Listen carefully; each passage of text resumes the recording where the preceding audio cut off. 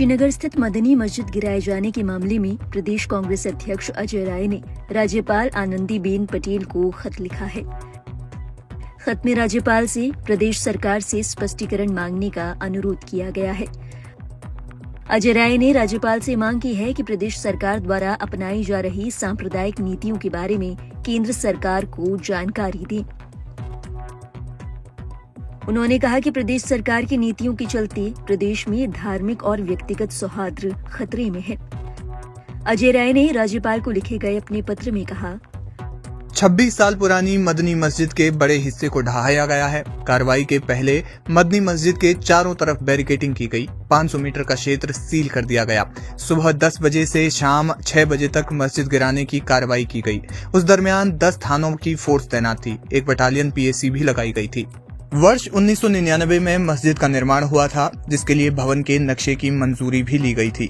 सरकारी नोटिस के बाद मस्जिद पक्षकारों ने इसे हाईकोर्ट में चुनौती दी और 8 फरवरी तक स्थगन आदेश भी प्राप्त कर लिया था, लेकिन स्थगन आदेश की तारीख खत्म होने के तत्काल बाद 9 फरवरी को मस्जिद के हिस्से को ढहा दिया गया। मामला न्यायालय में था और मुस्लिम पक्ष के अनुसार मस्जिद की जमीन विवादित नहीं थी। विवाद पर न्यायालय का निर्णय होने तक प्रतीक्षा करना सरकार का कर्तव्य था। प्रदेश सरकार घृणास्पद सांप्रदायिक आधार पर नागरिकों के पूजा स्थलों के अस्तित्व को मिटाने पर आमादा है। पहले बहराइच, फिर संभल और अब कुशीनगर का मामला इसी संदर्भ में देखा जा सकता है। अपने पत्र में अजय राय ने आग्रह किया है कि प्रदेश की मुखिया होने के नाते इस संबंध में सरकार को राज्यपाल निर्देश दें।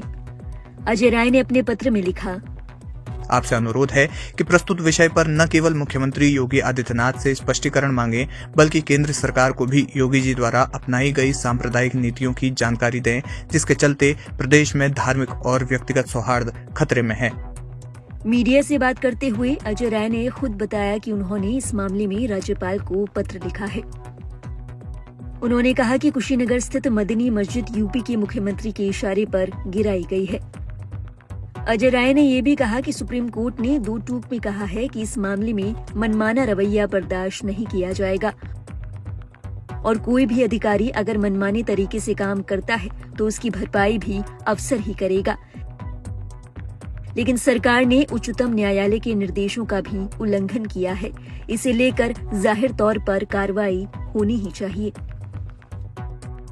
मैंने पूरे उस प्रकरण को माननीय महामहिम राज्यपाल जी को पत्र लिखा है, जिसमें पूरी तरीके से वो मदनी मस्जिद को अवैध तरीके से गिराया गया, मुख्यमंत्री के इशारे पे गिराई गई है। सारी चीजें हमने अवगत कराए कि माननीय सर्वोच्च न्यायालय के आदेश हैं कि कहीं पर भी कोई भी संपत्ति बिना नोटिस के, बिना सूचना दिए नहीं गिराई जाएगी, अन्यथा अधिकारियों पर कार्रवाई होगी। मैंने सारी बातें उस पत्र में महामहिम राज्यपाल को लिखा है कि बिना नोटिस दिए और बिना किसी सूचना के और अवैध तरीके से मस्जिद को गिराया गया है, तो उसकी पूरी उस पर कार्रवाई होनी चाहिए और उस पर जवाब तलब होना चाहिए।